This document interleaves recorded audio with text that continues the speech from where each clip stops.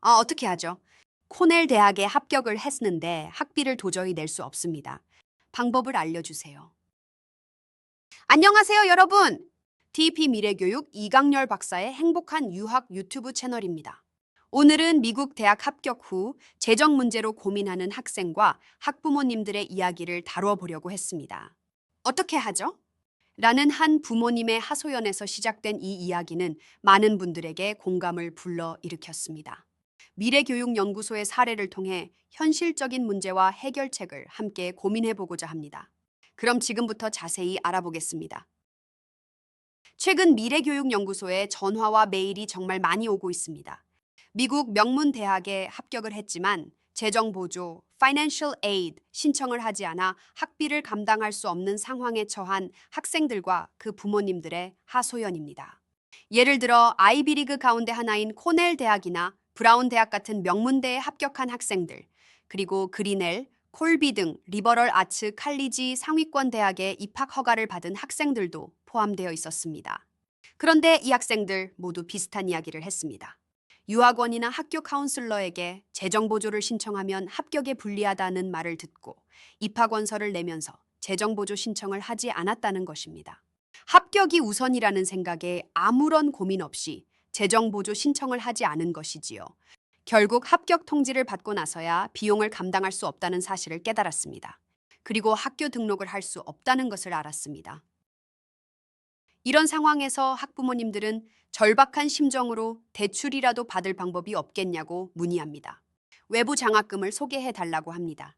한 학생은 고등학교 동문회에 알려 도움을 받겠다고 했지만 과연 동문회가 모금에 도와줄지 의문입니다. 대출을 받겠다고 하지만 한두 푼이 아닌 억대에 가까운 큰 금액이라 대출조차 쉽지 않을 것입니다. 도대체 얼마나 큰 비용이 드는지 코넬 대학을 예로 들어 살펴보겠습니다.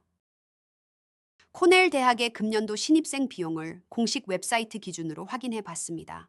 수업료는 약 6만 6천 달러, 기숙사비와 식비는 약 1만 8천에서 2만 달러, 그리고 책과 개인 경비로 약 2천에서 3천 달러가 들었습니다. 이를 모두 합치면 연간 약 8만 6천에서 8만 9천 달러입니다. 이를 한화로 1달러를 1,450원으로 계산했을 때 1억 2,400만 원에서 1억 2,900만 원에 달했습니다. 4년을 다니려면 5억 원 이상이 필요하지요. 정말 감당하기 어려운 금액입니다. 이 비용을 외부에서 빌린다고요? 그게 가능할까요? 금년 미래교육에서 미국 대학 재정보조 컨설팅을 받은 학생들 가운데 러시아 블라디보스톡 선교사 자녀가 있는데 이 학생은 미국 7대 여자 명문대학인 마운트 홀리오크 대학에서 연간 6만 9,452달러, 한화로 1억 70만 원을 받았습니다.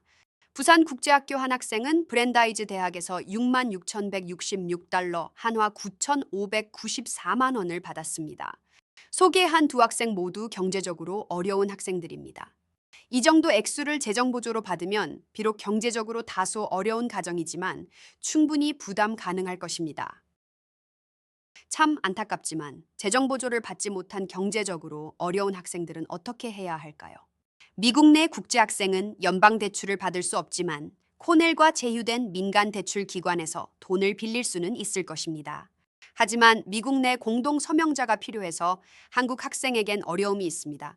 즉 연대보증을 서줄 미국인을 구할 수 없을 것입니다. 그렇다면 국내 은행에서 빌리면 어떨까요? 한국 내 은행들의 유학 대출이 있습니다만 4년 동안 소요될 4억 원에서 5억 원을 빌린다는 것은 현실적이지 않습니다. 누군가는 캠퍼스 아르바이트를 하라고 조언하는 모양입니다.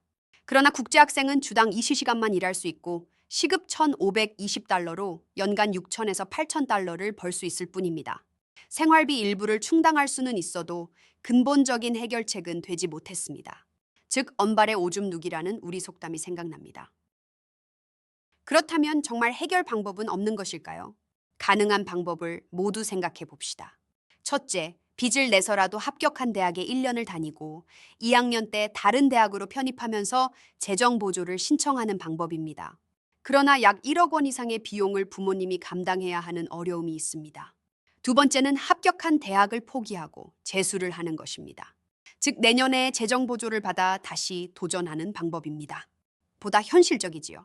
세 번째는 학비가 무료이거나 미국보다 저렴한 유럽 대학으로 가는 것입니다.